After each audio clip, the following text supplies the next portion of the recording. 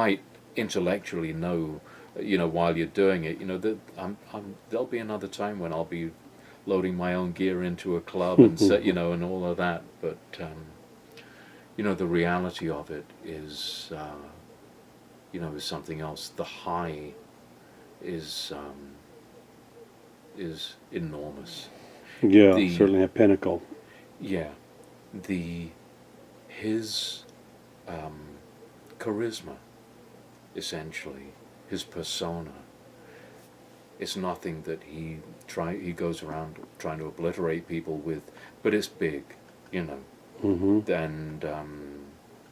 being part of that, being a friend to him on the road, hanging out, I mean, Terry, his guy, would call you in your room, and it's like, this guy's going to the gym, do you want to come, or he's going to do this, do you want to? Yeah, sure, I'll come along, and yeah. So there's a lot of moments to see the person rather than just the artist or musician. Yeah. And at the same time, and then just becoming familiar with how. And it wasn't that it felt like he needed to, put on, like fake nose and glasses or anything. He would protect himself to whatever degree in terms of. He wouldn't go out there, with the kind of announcing that he was out in the streets, because, man, you're in Europe, in some of those, in like Italy or Spain, and grown men cry. I mean, it's a whole other experience. But he liked to be out on the street, and if people wanted to meet him, he was always amenable. It was certainly something to witness. And I've gotten to see him a few times over the years subsequently. We actually did some recording a couple of years later on a record that just preceded him putting the E Street Band back together and the release of that album Blood Brothers. Okay. Yeah, but there's a record that's still in the can somewhere. Well, I know he's a huge music lover, and like we talked about, the British guys appreciating the American artists. Yeah. I know Bruce has a passion and love for the music that and he one grew thing up that was on. always fun was going around to record stores with him. Yeah. Because he'd take, he'd get like a shopping cart. Yeah. This kind of, because he'd want to explore. Yeah, I experienced them at Tower Records one day. Did? Yeah. Okay. And I'm just in there shopping, and somebody says, I think that's Bruce over there. He just had a little baseball cap and a buddy with him. And he was buying hundreds of CDs. Yeah. And I experienced that with Elton John too. Elton used to fill up shopping carts. Interesting. Yeah. Yeah. And they're just, you can just tell that they're, the music is in their DNA. It's not a hobby. It's their life. A couple of other gentlemen that I've worked with who I would say are certainly not jaded in that regard. Mark Cohn and David Crosby. They're both people who are interested in hearing something and hearing something new, and I could say, except I wouldn't mean it, that I wish that I had that. I don't have that. I feel more jaded than that at this point. I feel like I grew up in a golden age, and that. I mean, it boggles your mind with these artists. They're known as writers, listening to so much other music, because your other writers say, I don't listen to anything when I'm writing. Yes, right. Because I'm going to be influenced by that. Yeah. I just heard. Yeah. But they have an insatiable appetite, for God bless them. Enjoying great music. Yeah. It's exciting. Now, speaking of Mark Cohn, I know you have toured and played with him for a long time. Yes. One of my longest standing. Yeah. What is it about Mark that makes him tick? He's left-handed. He's a left-handed guitar player.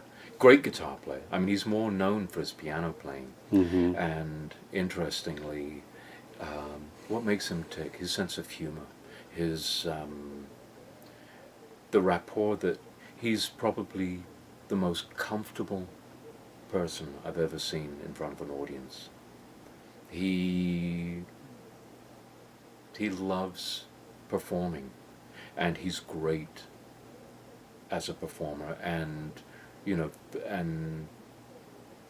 and he appeals to couples. He appeals to men and women, you know, so he can be singing, you know, it's like a chick song, you know, he could be singing a song, True Companion, you know, and or something, but the guys, you know, it's the tone in his voice, I think, you know, that the guys, you know, can really kind of dig in and kind of relate to that. Not just a pretty boy. And, yeah, and yeah, he's a very funny, upbeat guy. Yeah. I mean, we'd ride around in a van, and I rode around with him for 12, 13 years, and we would just laugh our way around the country, essentially. It was the greatest hang, being with Mark. So you just had a reverent kind of humor and found joy in a lot of things. He's very quick.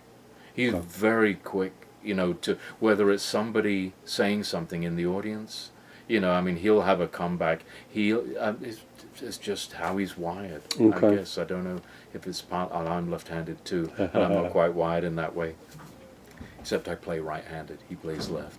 But I went to the Joni Mitchell birthday concert the other night, you know, and Mark would tell me how there are certain songs of his where he uses this, you know, a certain cadence on the piano, which was very much a Joni thing for him. I mean, that for him was that rhythmic thing. If you hear it in his songs, is like a go-to thing, I think, for him.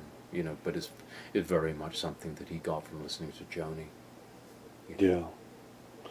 Well, I know there's a number of other artists. I'll just mention a name and just kind of tell us again some kind of insight into what you think is, you know, made them who they are, or appreciate them. How about Joe Cocker? Oh, wow. Well, interestingly, I recorded with Joe. I never met Joe. Okay. Yeah, I worked on one or two of his records, and that was through his producer, a friend of mine, C.J. Vanston. So I can't really give you any insight other than. Can I swear on this show? Yes. Okay, good. So, good friend of mine sees Joe Cocker down in across the street in Santa Monica. He says, "Hey, Joe Cocker," you know, and Joe, I guess, was famous for, you know, maybe, I don't know what wagon he fell off, but he would fall off the wagon, you know. Anyway, and Joe's response to my rant, "Fuck off." So, CJ, who was producing those records and is behind all the Spinal Tap music, behind working with Christopher Guest anyway in the studio. So, but awesome. I mean, Joe, I mean, for me, I mean, you know, it was the whole, again, I mean, this was, it's another example of, you know, I'm trying to think, in England, I mean, was the Grease Band, that was probably the first place that, I mean, he was around, you know, Mad Dogs and Englishmen and all of that. And so, yeah, I didn't get to meet him. I know where he's from in England, and I know what it's like there, and it's, again, it's, you know, another rock and roll musician from the north of England, you know, who is just going to be more of a down-to-earth, tell it like it is, you know, see you later kind of a character, you know. But again, somebody, obviously, that must have grown up with some of those great American soul singers. Yes. You know, so many of the British artists, of Stevie Winwood and Joe Cocker. You hear these voices, you can tell they're drenched in the American Rod soul. Stewart as well. Yeah, you know, singing back to us. Yeah, I mean, I guess, what's his name? I'm trying to think of, not wonderful world. Yeah, what a wonderful world it would be. You know, who's The Sam Cooke? Sam Cooke, exactly. You know, who was such an influence. You know, well, he was one of them. Maybe Yeah. I don't know. I would probably guess not so much for someone like Winwood. I know he was for Rod. I don't know how. You know, who would have been Joe Cocker's inspirations. But what is it that makes those guys? You know,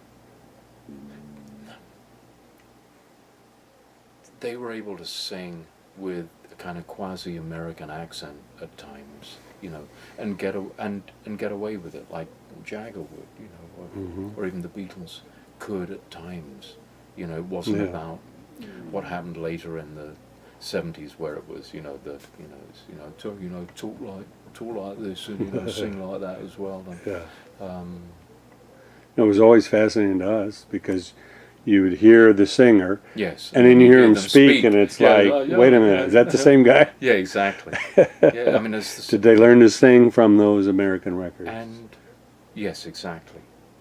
And so, and they learnt to sing. They learnt the accent of that sound, you know. But then still, you know, talking to, you know, I mean, I have a number of John Waite, Graham Nash, you know, both north of England lads, you know, who still talk very much, that speak very much the same, with the same accents that as Ronson did as well. Yeah. You know. Yeah. I was going to ask you about John Waite. Yes. Tell us about John. John is another artist who I have had the great fortune to have a ongoing relationship with as a friend and in the studio as well. And I mean, I first recorded with him around '95. I mean, it would have been well post Babies. Yeah. But and post what was the band? Bad English. Bad English. Yeah, I knew it was Bad something. It wasn't Bad Company. Bad English, right? And he very much was looking to get away from. I guess the impression I had was that he was trying to get away from the kind of glam, pretty, you know. Right. You want to be kind of taken pop more singer seriously kind of for the thing. music. Exactly, you know. So he was exploring a more singer-songwriter-ish kind of a thing, and you know, and all credit to.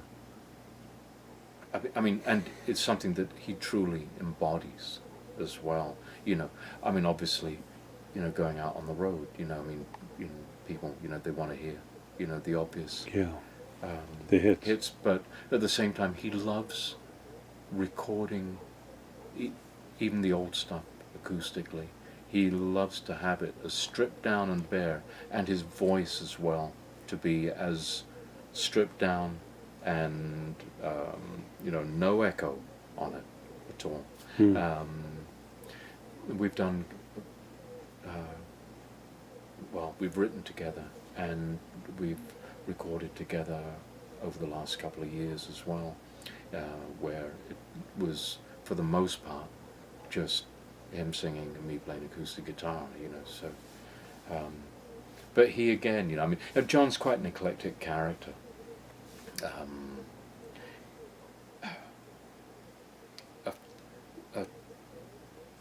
Graham Nash had recently told me that there was a gentleman who used to be a guitar tech for Stephen Stills, you know, was going to go and see a show of John's, and you know, wanted to know, you know, could he get passes for after the show, you know. So I said, well, you know, I'll find out. And so I emailed John, you know, and said, you know, this, you know, he'd love to get a couple after show passes, you know, if you're doing that. And John's reply to me was, you know, why would he want to do that? You know, you know, and which is kind of typical. You know, why would he want to come back? So why would he want to say hello? You know, well, you know, I guess that's what people do. But again, there's just this kind of north of England thing where there's no bullshit, and And it's not that any of that is bullshit, but it's just, it's a very matter-of-fact kind of existence at times. Not that I haven't worked with anybody that doesn't love being loved, you know. Yeah. You know, but Well, the appreciation keeps yes, us all going. yeah. That's But, amazing. Well, tell us a little bit about the whole Crosby, Stills, and Nash experience, and obviously you've gravitated greatly to Graham. working with Graham. Well, and that had started as a Crosby Nash tour for me about Okay. 8 years ago, and that band tour may have been the most enjoyable full band tour that I've ever done. Mm-hmm. I got to work with a couple of my heroes, you know, and this is, I mean, I toured with Sting a few years before, Mm-hmm. and I'd committed to doing this tour with David and Graham, and I was so excited about it, you know, and I'd gone to see them. I'd gone to see a couple of their shows just to see, well, okay, we'll just get the lay of the land. And they open up with 8 Miles High, you know. For me, this is like, wow, this is great, you know. But there was some stuff that I knew, wow, this is going to take a lot of work. And Dean Parks was playing guitar at that time, but he couldn't go on this tour. Anyway, so I'm getting close to the tour, and I get a call from Sting's manager asking if I was, and you know, and I said, you know, I can't at that time, you know, and it's like, and the first bus ride I ever had with David and Graham, the next morning, I'm up early and Cros comes out and he says, is it true that you turned Sting down, you know? and I was telling him the circumstances and the fact that I really wanted to be there with these guys anyway. And playing, for me, playing a song like Wooden Ships or any of those really classic CSN, early CSN stuff, Mm-hmm.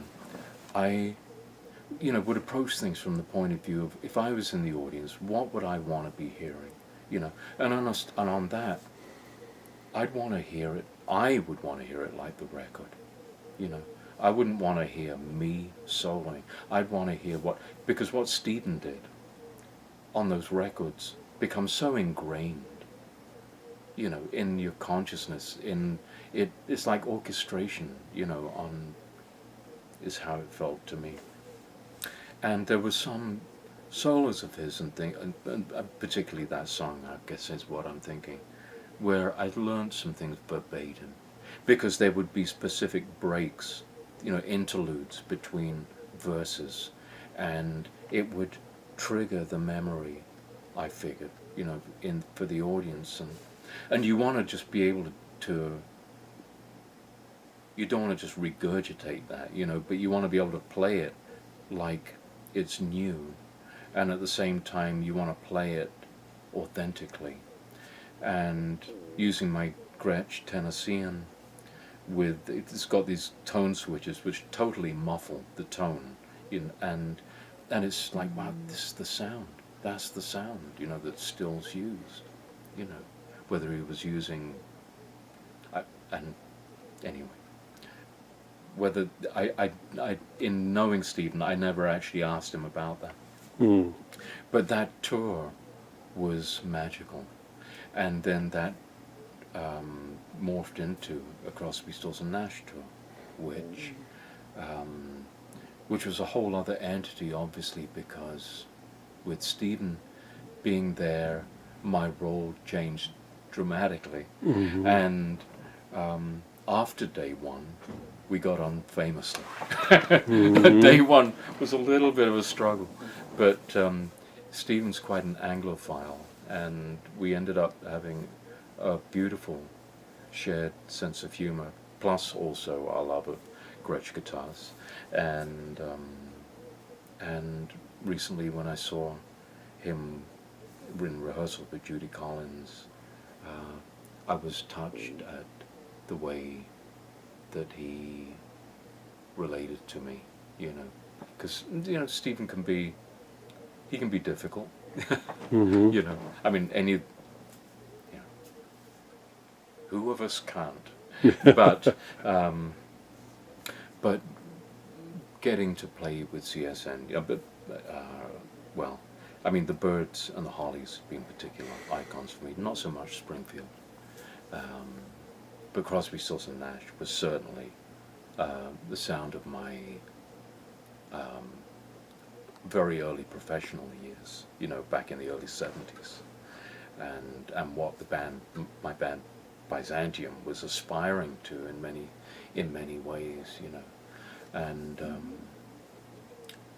so yeah, we spent maybe 3 or 4 years on the road with CSN, until that went on to another hiatus, however permanent or temporary that may be. And I wrote with Cross and I wrote with Graham, and recorded with both. But with Graham, he and I wrote his whole most recent studio record, This Path Tonight, and which he asked me to produce, so, and my relationship with him is, ongoing. Yeah. We've been on the road, for the last 3 or 4 years now. Well, obviously, again, being a fan, seeing him over 50 years ago in the Yes. Hollies, Yeah. what is about Graham that makes him special, unique, and continue to be driven to do this? Well, that's what amazes me as much as anything. At times, when he's 76, 77, 76. He's 76. Presumably, when you've written the catalogue that somebody like Graham or McCartney or Elton John or Paul Simon, so maybe Paul Simon has just retired, maybe, I don't, but why, if you don't need to do this, you can do it if you love doing it. Yeah, of course.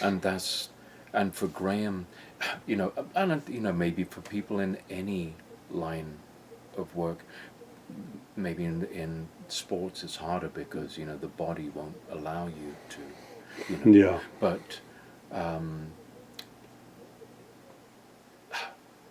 the love of being on tour, and particularly if you're touring on a bus, it's not easy touring on a bus, and it's not like there's a certain grind to it, but it's not like one's complaining about it, but for Graham, he loves doing it. He just loves doing it. He loves... Is it the interaction with the audience? He loves the interaction with the audience, and I don't know, is it a drug? Is it something which... It's one of his greatest joys in life, well, is to... when you do...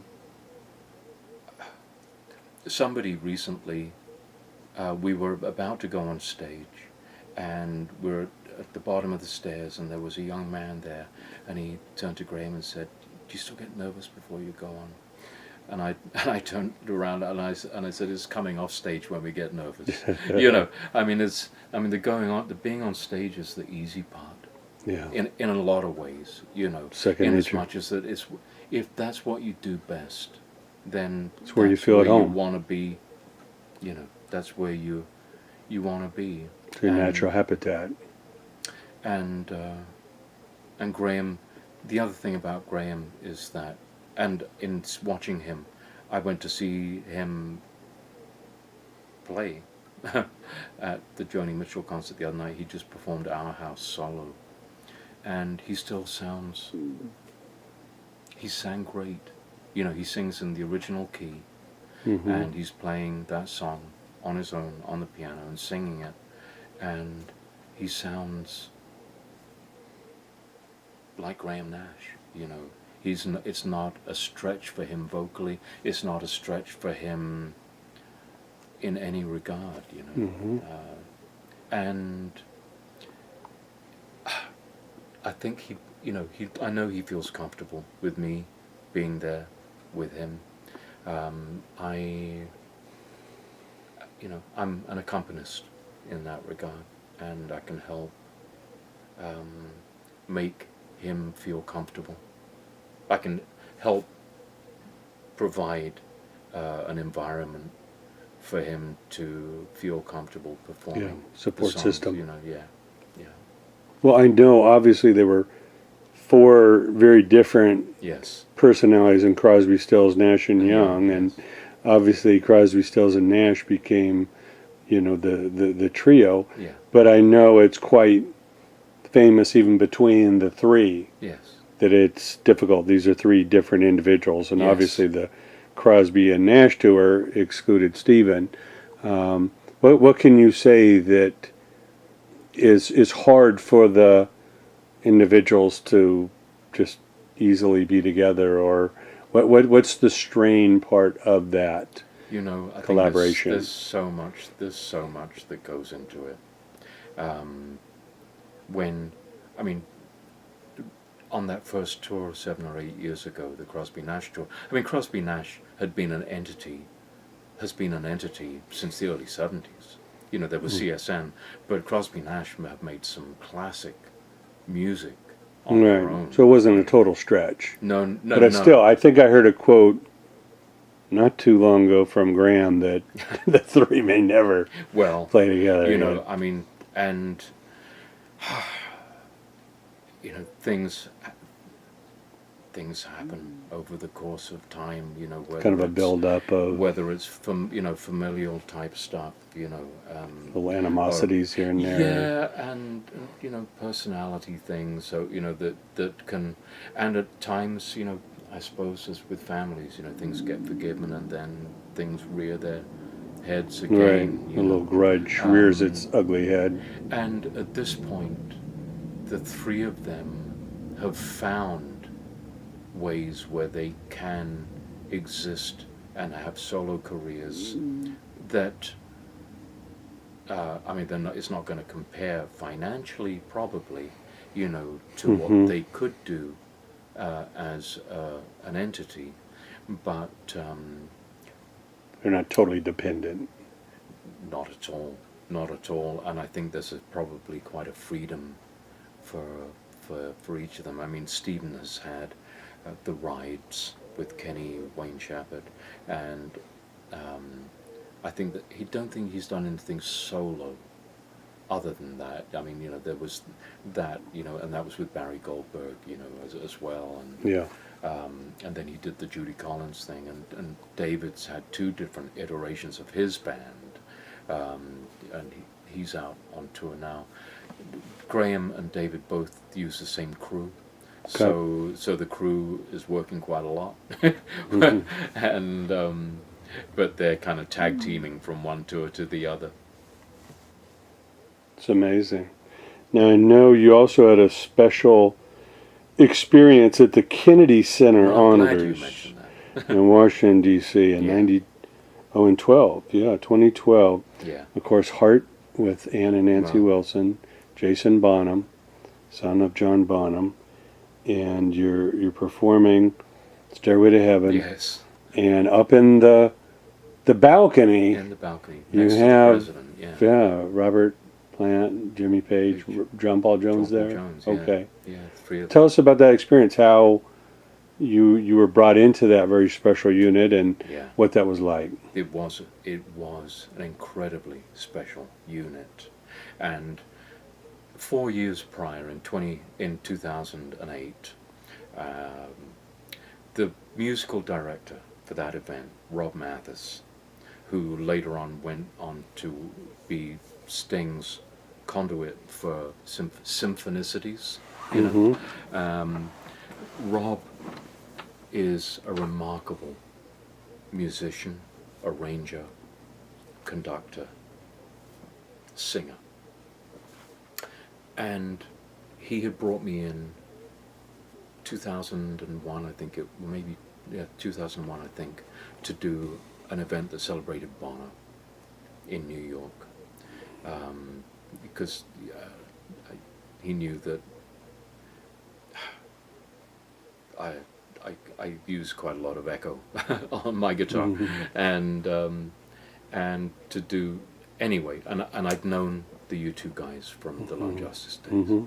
Anyway, Rob brought me in for that, and so moving ahead a few years later, and my son says to me how he loves this record by, oh gosh, I can't remember the name of the act now.